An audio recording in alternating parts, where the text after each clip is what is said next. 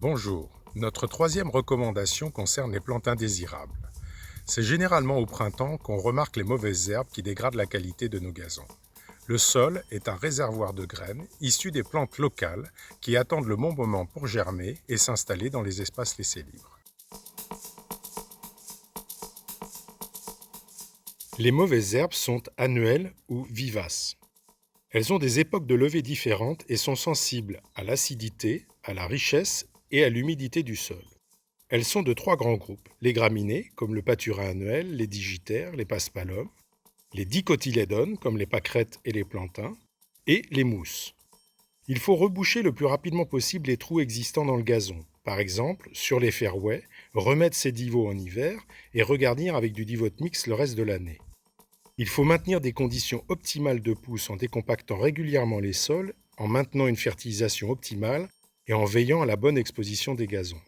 Enfin, il faut éviter de dégrader inutilement la couverture du gazon en jouant sur le gel ou des terrains détrempés. Le divoting est la méthode de lutte la plus écologique contre les mauvaises herbes. Le joueur rebouche son divot avec un mélange de sable, de graines et de compost généré sur site à partir de feuilles et de déchets de tonte.